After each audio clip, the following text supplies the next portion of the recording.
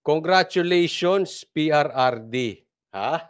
Sabi dito, good news! Good news!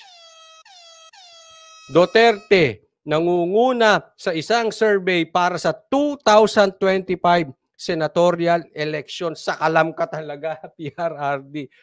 Ha? Sa lahat, nauubos na ang pondo nila, ang energy nila, ang kanilang utak, kakaisip kung paano kayo patutumbahin. Eto, nangunguna ka pa sa survey. Shout out daw from Israel, Suzanne de Luna Kabuang. Ito. Duterte nangunguna sa isang survey para sa 2025 senatorial election. Naman, Tatay Diggs, pagka hindi ka pa tumakbo niyan, pero, bago ka tumakbo, Tatay Diggs, meron pa po kaming request. Pwede ba isama nyo na yung anak ninyo? At kung mamarapatin ninyo, isama nyo na rin sa grupo ninyo si Bantag at si Tebes. Oo. Pero kayo po mag-isip niyan, ha? Pero sana si Pulong, isama nyo na. Kailangan natin eh. Kasi mabaho na dun sa kabilang bahay. Dapat pagtakbo sa Senate, itong bahay na ito, masolid natin. Mga tunay na lumalaban. Oh. Top choice ng mga botante para sa darating na 2025 senatorial election, si PDP laban chairman at dating Pangulong Rodrigo Duterte ayon sa survey ng Publisher Association of the Philippines. Oh. Kailan to ginawa? October 2. Yan, birthday ko yun. Oh. Next year po, birthday ko ulit. Alam nyo, taon-taon po nagba-birthday ako. Tuwing October 2. October 2 to October 8, ginawa yung survey. Ayan, congratulations. Coach Oli, baka fake news ka. Hindi po fake news yan. Ito po ang source natin. Kailangan lagi tayo may source. Asan ang source mo dyan?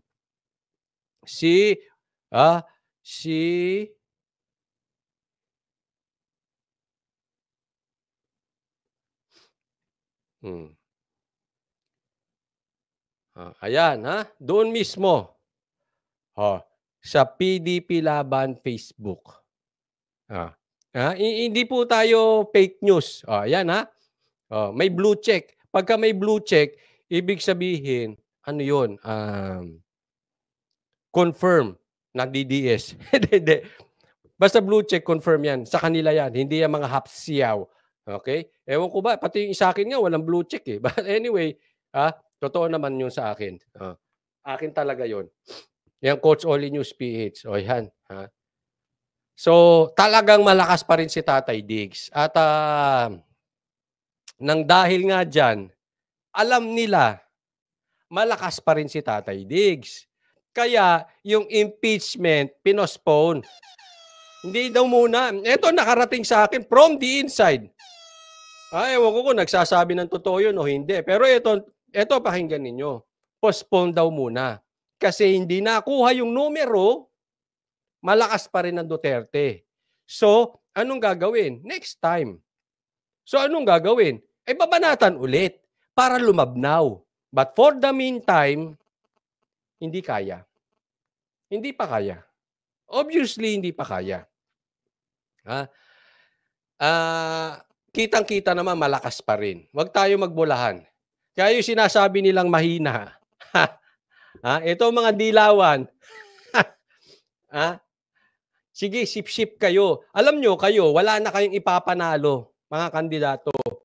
Siguro, sumipsip na lang kayo ng sumipsip para makuha nyo ang pula at pwede kayong manalo sa eleksyon. Pero kung hindi kayo talaga sisip-sip, hindi nyo kakainin yung tinain nyo na o yung sinuka nyo dati, na binabanatan ninyo, ngayon kinakampihan ninyo para kayo ay makinabang. Kung kayo mga dilaw, hindi nyo kakainin yung mga yan, yung pride ninyo, wala kayong ipapanalo.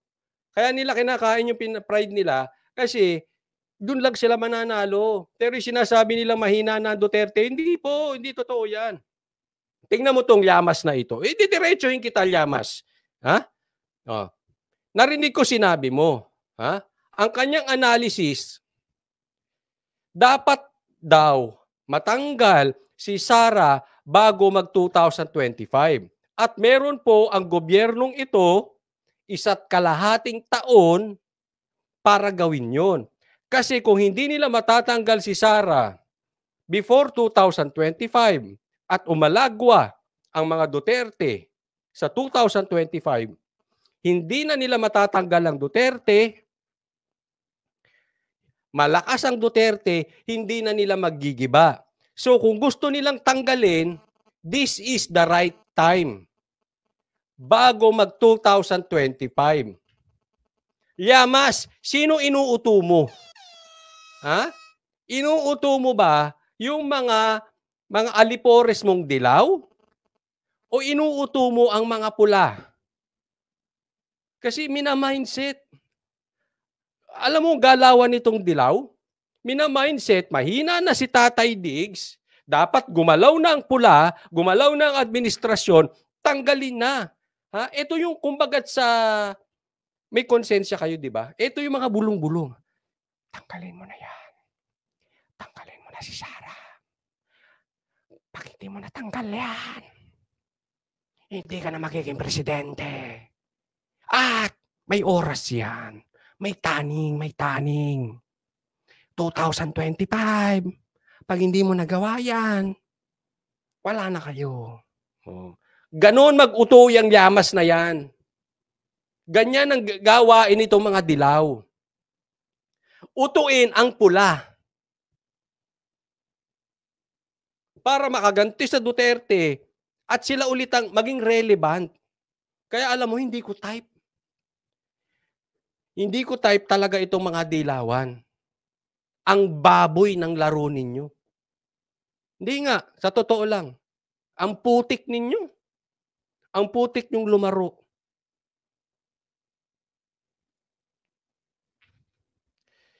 Dapat, ang gawin ninyo,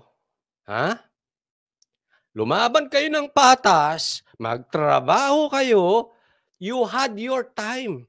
You had Cory. Pinoy. Dapat doon kayo nagpakitang gilas. Sino magaling para sa inyo? Si De Lima? Hello? Sino malakas sa inyo? Si Ontiveros? Hindi. Tingnan mo yung ano.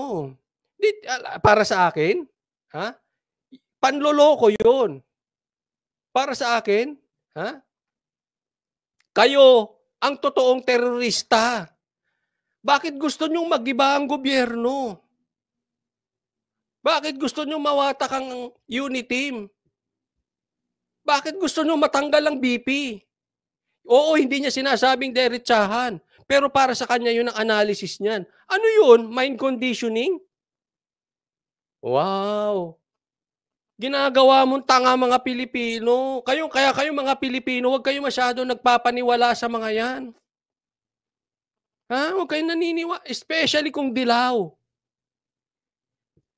Yung mga yan, they are out para guluhin.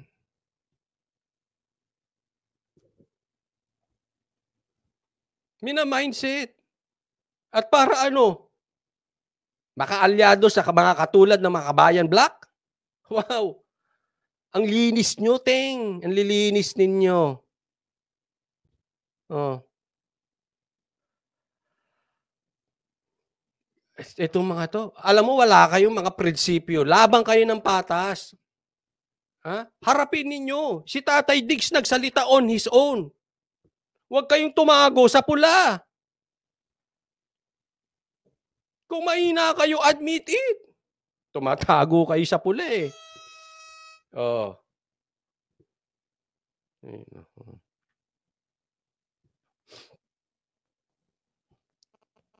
Anyway, congratulations, Tatay Diggs. And eto po ang nakita ko kay Tatay Diggs, ha? Anong sabi ko sa inyo? After my live, pakinggan natin ang Q. Ang Q, ang leadership ay si Tatay Diggs. Pakinggan natin.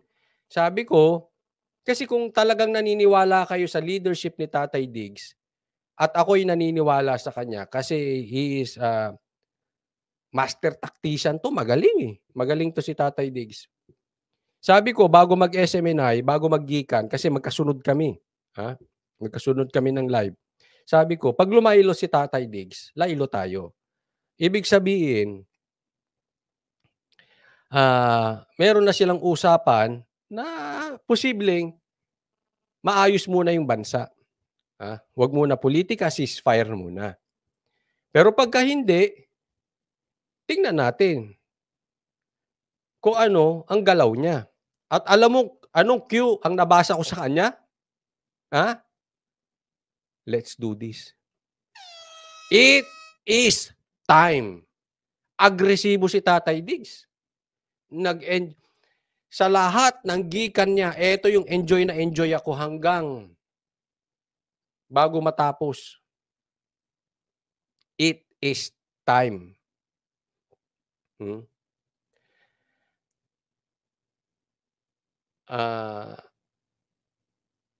Eto naman, may sinabi si Riden. Kailangan sagutin ko to. Sabi ni Riden Manuel, wag niya lang paboran ang China.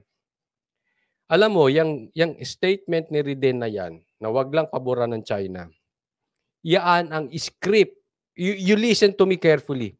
Yaan ang script ng mga vloggers na nakikisawsaw na kunwari makasara pero hindi nila makundina yung kalaban ni Sara. Listen to them. Kayo pumatunay sa sarili ninyo. Sara sila, go sila Sara, go Sara. Wag lang sana pumabor sa China. Yaan ang script nila. Wag po kayo papabudol. These vloggers are the same vloggers na nanloko sa inyo. At kaya kayo nabudol. Naiintindihan? I know you know them. You are not stupid. Kilala nyo itong mga vloggers na yan. Yan ang galawan nila. Yan ang linya nila. Yan ang script nila. Yan ang lyrics nila. Hindi po pinapaboran ng China. Ito ang totoo. Ang Amerika, ang mga adik, ang mga komunista, galit kay Duterte. Let me repeat. Ang Amerika, ang komunista, ang mga adik, ayaw kay Duterte. Bakit? Tatahimik na naman ang negosyong adik. Tatahimik na naman ang negosyong coke sa Pilipinas. Isa pa. Sinong ayaw kay Duterte? Yung mga namumundok, yung mga komunista. Bakit? Dahil kay Duterte, na dating napakalakas nila, kailan sila humina? Panahon ni Duterte. So, pangalawa, sino ang galit? Adik. Sino ang galit? Komunista. Laylo sila eh. Sino ang pangatlong galit? Sino naglaylo? Amerika. Bakit? Lalaylo na naman sila. And they will do everything na ibang manalo except for Duterte. Kasi yung tatlong yan, mamamahinga na naman ng 6 na taon. That is for sure. Whether Tatay Diggs, whether Sara. Dahil yung mga yan, galit sa komunista, galit sa adik, at galit sa mga nananakop. Excuse me po, hindi na tayo panahon ng mga Amerikanong sinakop tayo. Huwag na po kayong pauuto. Always remember this. Action speaks louder than words. Okay? Kaya mai-standby. I-standby na naman yung tatlong grupo na yan. Kaya yung mga tatlong grupo na yan, magkakampi-kampi yan. Tsapuera na naman sila sa bansang Pilipinas. Ayaw nila yan. Galit ka, Coach Ol, hindi, nagpapaliwanag lang. Di, sa totoo naman eh. Ba't ba ayaw nila kay Duterte? Nang dahil kay Duterte, humina sila. Tama o tama-tama, mamili kayo. Ako ba nagsisinungaling?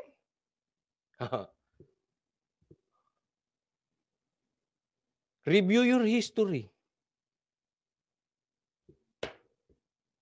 Kailan ang pinakamahina ng mga kano rito?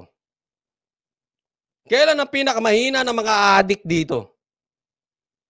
Kailan ang pinakamahina na mga komunista rito? May aasahan ka? Hindi, eto, tanong ko lang sa inyo. Kung gusto niyo masolusyunan yung mga pananakop ng mga kano, ng mga taga-bundok, na nananakop na komunista, na mga adik na naghahasik ng lagim, magsabi nga kayo ng apelyido. Bukod sa Duterte, na kayang talunin ng Duterte, kung gusto niyo masolusyunan yang tatlong yan. Marasan ko kayo. Sige.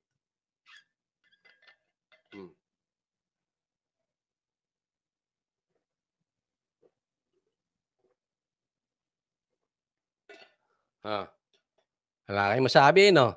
Mga baser, sige nga. Na, na, na, na, na, na. Good luck, Dilawan.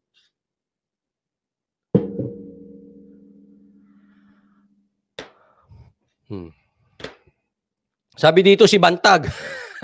Oo, siyempre si Bantag. Pero, hindi naman antayin muna natin mag-senador bago mag-presidente. Relax lang tayo.